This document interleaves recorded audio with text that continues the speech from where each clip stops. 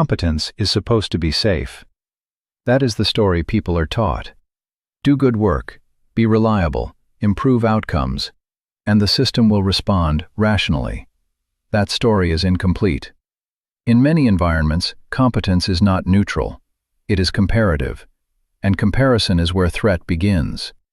Competence becomes threatening when it stops being rare effort and starts becoming visible contrast.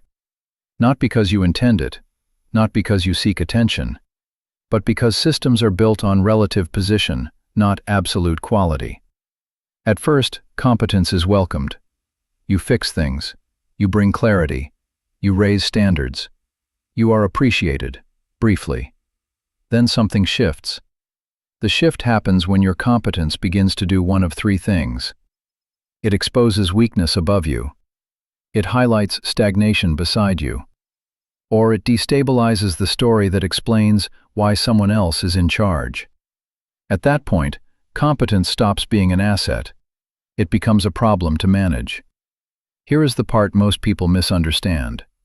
Competence does not threaten people because they are insecure. It threatens structures. Structures depend on controlled narratives, stable hierarchies, predictable flows of credit and blame. Anything that disrupts those flows creates risk.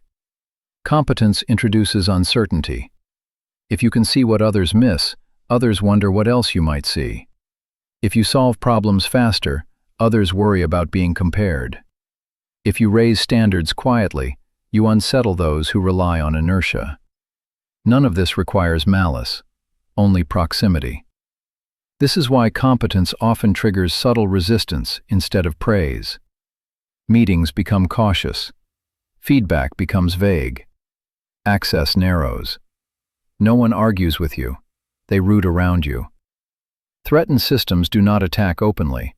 They isolate. Isolation preserves deniability. How this develops over time. At first it feels like friction. You notice. Fewer invitations. Slower responses. Decisions finalized elsewhere. You assume it's temporary. You keep delivering. Over time, competence without protection leads to a strange position. You are respected individually, but excluded structurally. People say good things about you, but do not include you where direction is set. You are praised after decisions, not before them. This is the danger zone. Not because something dramatic is happening, but because your trajectory is quietly capped. The false assumptions. Competent people usually make the same assumptions here. First, if I keep delivering, it will resolve itself. Second, they'll eventually notice the value. Third, I just need to communicate better. These assumptions are rational. They are also wrong. Systems do not resolve perceived threat through recognition.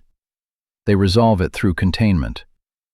Containment looks like keeping you busy, keeping you scoped, keeping you out of framing conversations. This is how threat is neutralized without confrontation. What makes it worse? The worst response to becoming threatening is acceleration, working harder, fixing more, taking on cross-boundary problems. This increases contrast. Contrast increases threat. Another common mistake is over-visibility, explaining decisions, demonstrating reasoning, clarifying what others missed. This turns competence into exposure. Exposure invites defensiveness. Some people attempt reassurance. They soften language. They downplay insight. They emphasize teamwork. This rarely works. Threat is structural, not emotional. When competence is safe, and when it isn't. Competence is safe when it aligns with authority. It reinforces an existing narrative. It arrives by invitation. Competence is threatening when it arrives unasked. It crosses boundaries. It reframes problems others prefer stabilized. This distinction matters more than quality. What to do instead? The solution is not to become less competent. It is to become strategic about visibility. You choose where to apply insight, when to speak, and when to let others own problems. You align competence with protection. You also watch for sponsorship. Competence that threatens without sponsorship will be contained. Competence that is covered can advance. Until then, restraint is survival. You learn to ask different questions.